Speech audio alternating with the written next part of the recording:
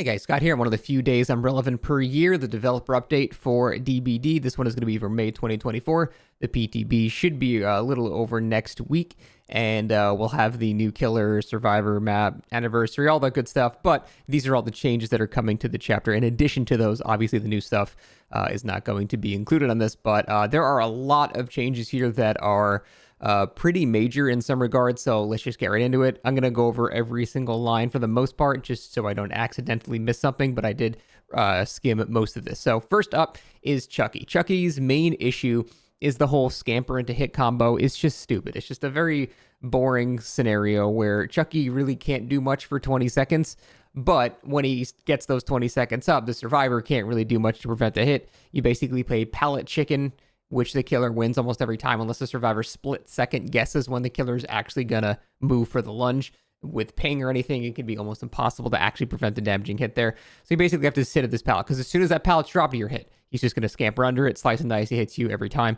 And that's just not very exciting. In fact, I would argue Chucky is one of the more boring killers to go against, because that's what the majority of Chuckies do. Because why wouldn't you? It's right there for you. It's pretty free. And it's not even that Chucky is OP because of that, because he still has to wait 20 seconds in between hits. But nobody likes a guaranteed hit in DBD. It's never really a good feeling. So they've decided to try to address that. The first thing they did was make Heidi's Ho's cooldown 12 seconds instead of 18 seconds. So an absolutely massive reduction in the actual cooldown of the ability. Got to remember, this is also the stealth component of the killer as well. So a huge reduction of the cooldown of the ability. But now you can only scamper while you're performing slice and dice, which means you can still do a scamper, but you have to slice and dice to do it, which means you need to slice and dice into a pallet or something like that to actually do it. So if somebody just drops a pallet on your face now, you can't just scamper under it and then slice and dice. You would have to slice and dice and then steer your secondary slice and dice. So this makes it significantly harder to use. Make no mistake, that is a huge nerf to the ability of Chucky to be able to actually hit people with his power. However, the whole point is you can do it significantly more times. So the cooldown being almost halved means you can do that way, way more often. You just can't do it on every pallet. And yes, unfortunately, Chucky will have to actually kick some pallets now. It also is even quicker to scamper than before. Honestly, I think they should go even harder than this, because scamper now is solely used with slice and dice. You can make that scamper even 1.1 seconds, and I think that would be okay, because the killer would still have to do it and then aim another slice and dice rapidly after turning. So I think that would be fine. I think we can mess around with this. This will definitely make Chucky a lot more enjoyable to play against. I'm not sure if he'll feel better or worse to play as. The fact that you can use your power way more frequently is going to feel awesome, but the fact that you don't get free hits with it anymore is going to feel stupid. But you shouldn't be able to do that to begin with. So they are addressing something that needs to be addressed. I am just not really sure exactly what the overall end feeling of this is going to be. It's going to be one of those things we have to test, but this is sort of a mixed bag. From the survivor perspective, this is all good, because Chucky was one of the most boring killers in the game to go against. From the killer perspective, taking away your free hits is never going to feel good, but I don't think that's really good game design regardless. The question is he going to be strong enough to justify these changes? If he's too weak now, then these would not be good. So that's the kind of thing that we need to just, actually test in game. Next, Bubba is getting some nice quality of life updates. He is basically getting his chilies built into his base kit now. So chainsaw sweep is now 2.5 seconds per token instead of 2 seconds. I believe the chilies added 0.25 and 0.5 respectively. So he's basically getting purple chili. I'm 90% sure about that, which is really good. Purple chili for free is nice. Obviously, they're going to nerf those add-ons to compensate, but I'm willing to bet Bubba with double chili in the new version is going to be even more than Bubba with double chili in the old version, because they're giving such huge buffs. I can't imagine they're going to nerf both of them to add up to less than 0.25. Like, that would be it would never even be worth it to bring those add-ons anymore. So seems like a pretty solid base kit buff to the actual chainsaw sweep. The movement speed is also going to be slightly faster as well. Not quite the Beast Marks level, but still notably faster to help. Decreased collision detection size to help navigate tight spaces. This is probably the biggest buff here, because I don't know how many times you played Bubba. The scariest thing in Dead by Daylight is playing Bubba on Eyrie of Crows and trying to navigate around like a twig or something like that. It's terrifying. And a lot of that is due to the maps themselves not being super well made. But if they decrease the collision size as more of a lazy blanket fix to those fairly egregious hitbox issues on those maps, that's a good way to start it, I think. The base tantrum time is also 3 seconds instead of 5. So overall, just straight up buffs for Bubba across the board, way less add-on reliant, because you pretty much had to run double chili or chili beast marks for him to be actually a decent killer, and it seems like those are not really going to be required anymore, which is really nice. So Bubba actually getting a pretty sizable buff. He's already a pretty decent killer. Slap Bamboozle on him, and he's kind of a menace. Also, stealth builds on Bubba are absolutely terrifying, so Bubba's going to be pretty strong. Bubba is looking good. Deathslinger also getting some slight quality of life buffs. He now, when a survivor breaks out and gets into deep wound, it's now a 2.7 second stun on the killer instead of 3 to kind of go along with the 2.7 second attack cooldown that most killers have. So that is just a nice sizable buff there. The reeling speed is slightly faster, and your movement speed while reloading is also significantly faster. So overall, just some nice quality of life changes, just straight up buffs for Deathslinger across the board. I'm okay with that.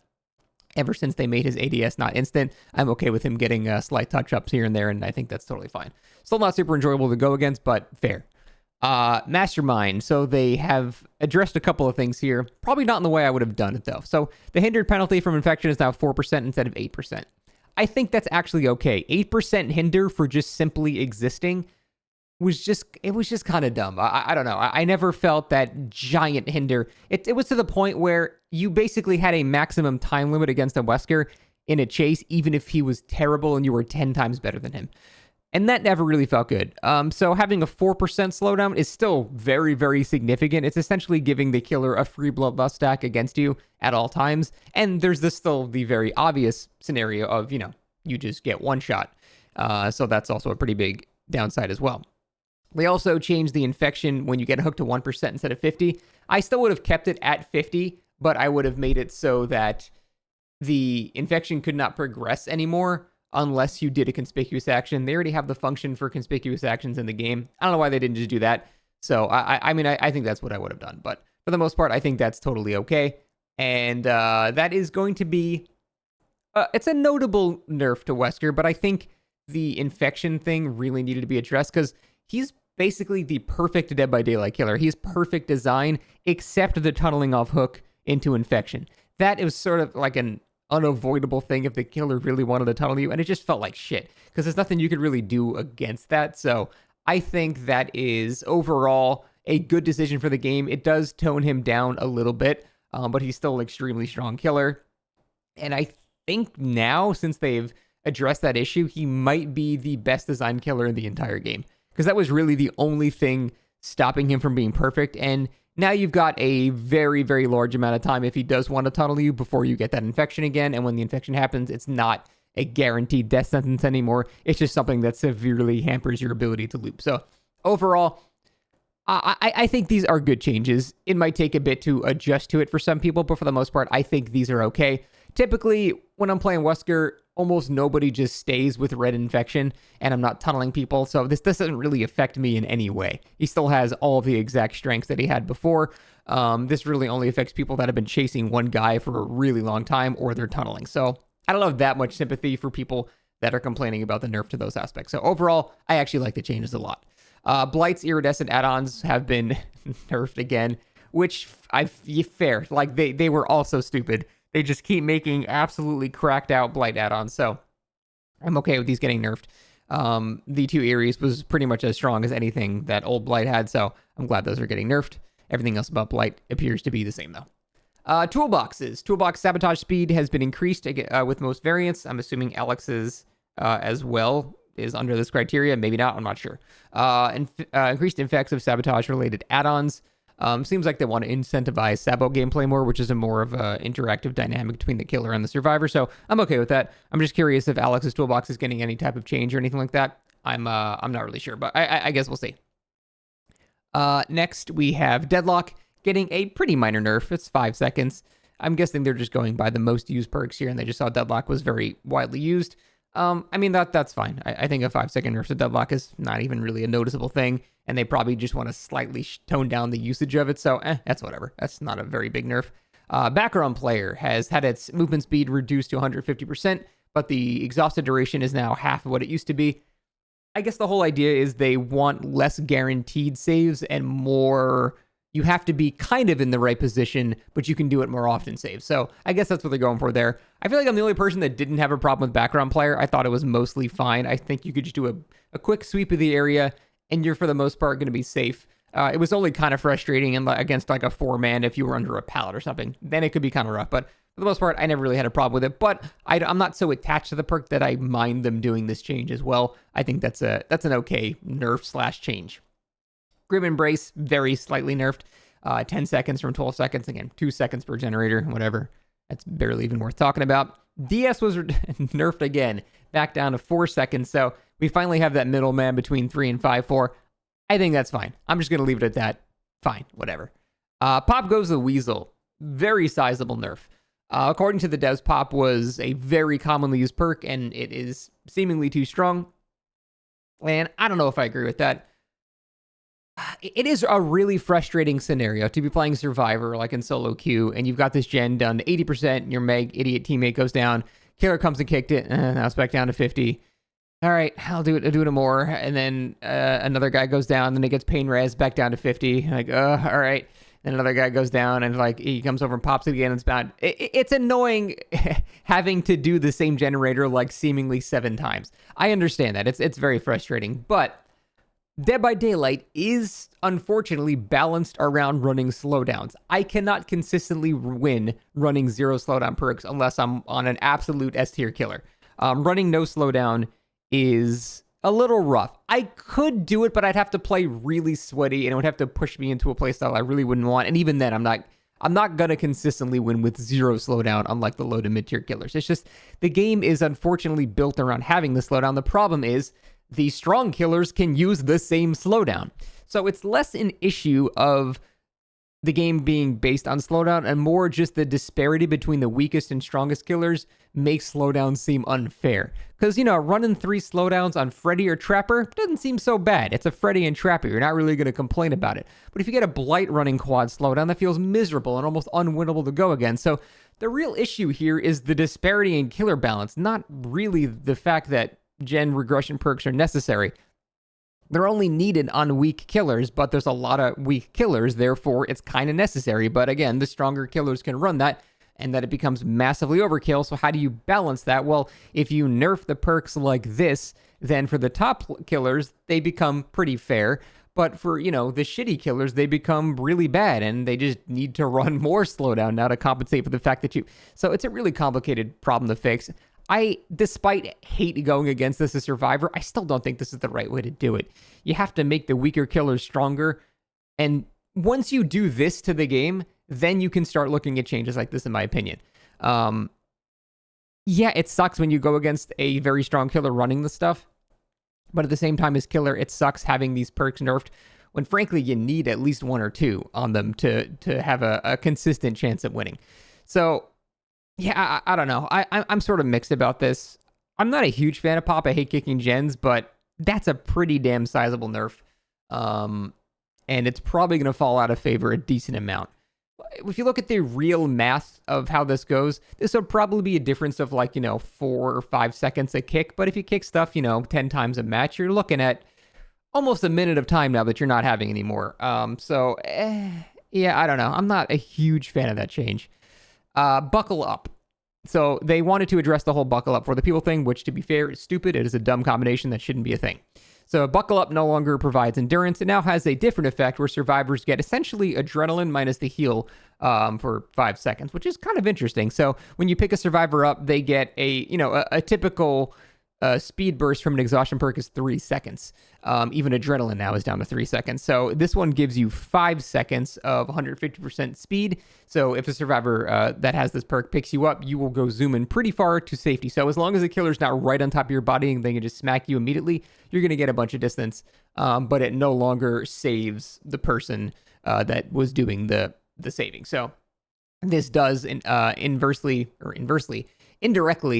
change the buckle up for the people combination, so it can't be used anymore. I would have just simply made it so that combination of perks didn't work. I think that's fine, but this is kind of an interesting new way to look at it. Whether or not you got exhaustion for X seconds or you get enough speed and distance to get somewhere safe, it can still end up providing the same level of protection for the person you're picking up. So I don't know. I think that actually could be pretty decent. It's obviously weaker than before, but it was broken and stupid before, so not much of a comparison. So I kind of like this. It's interesting. So let's see exactly in practice how that will be. Pain res was also nerfed, but this one was a more of a minor nerf. It was just 5%. So that's going to come down to, just a couple of seconds per generator. Honestly, not worth complaining about. I still think 20% pain res is absolutely still worth running. Instead of doing basically an entire other generator, you'll have to do 80% of another generator, which, again, is... It's like, you're looking at like a 10 and 15 second change, which is not insignificant, but it's whatever. It's fine. It's not that big of a deal. I think they just want to take the whole pop pain res thing out of the meta. Pain res, still worth using. Pop, less so. Weaving Spiders. This is the Invocation, the only Invocation perk that makes it so every generator sort of has the brand new part effect on it. But no one ever used it because it just took way too long to do, and it reset if the killer interrupted. It was just a terrible perk. So they have pretty drastically buffed it, so it takes 60 seconds instead of 120 seconds out. That is a massive buff. And now it regresses way, way less. So if you're interrupted, it's still kind of okay. So this is, in my opinion, actually worth running now. In fact, it's definitely worth running now. Math-wise, it now benefits the survivor, not the killer.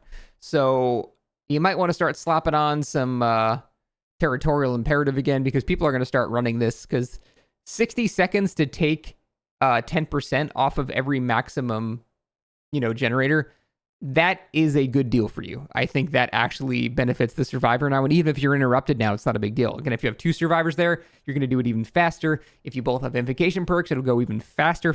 So the killer might be spending 20, 30 seconds setting up. And if you spawn near the basement, this could be done by then. So that actually might be really strong and possibly too strong. I don't know. I'm okay with it seeing use for a while. And there are perks that help you counter it very strongly. But I'm not really sure balance-wise how this is going to go until we see it in game. So just know that this is not a joke anymore. This is actually strong now. So be careful about that.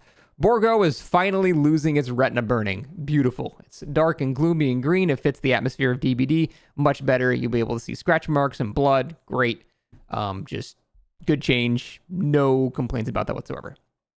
Now, there are little item previews when you are interacting with a specific killer item, like, one of the vials to cure your infection for Nemesis or Wesker, or, an EMP for Singularity. It gives you a slight explanation as to what the thing does. It's really good for new players just to get into a match with a killer they've never seen before, interact with this and say, oh, this will remove a slipstream from me. They might not know what that means, but later they'll have a thing on their back, and if they use it and it goes away, they'll put 2 and 2 together. Just a nice learning resource. These things are always welcome and just straight up a good change. Never really any downside to that at all. So those are the major things in the patch. Again, a lot of meta shake-up things going on here. Just a quick recap here. Chucky nerfed, but more fair. Leatherface straight up buffed. Deathslinger straight up buffed. Wesker, minor nerf to really only people that tunnel or people that just don't ever cleanse their infection, which is not really too many people. So very minor nerf to Wesker. Blight, minor nerf to his honestly broken add-on, so that's fine. Toolboxes are becoming better at saboing overall. Deadlock, very minor nerf. Background player, different, possibly better, possibly worse. Too hard to say right now. Grim Embrace, almost imperceptible nerf. Decisive Strike, fairly significant nerf. Pop Goes the Weasel, very significant nerf. Buckle Up, completely changed. I just realized that background player, I was confusing background player with Buckle Up. Background player is, it's kind of reworked. It's slower, but more often, sorry. Buckle Up, completely reworked. Could be better, could be worse, not sure. Pain Resonance is still usable. 5% nerf is not too significant. Weaving Spiders, significantly buffed. Borgo, good. All right, that's pretty much it. Yeah, so a lot of changes. I'm curious to see how it's going to work on the PTB. I'm sure we'll get some more further updates on this as well, but that's it. Thanks for watching. We'll see you next time.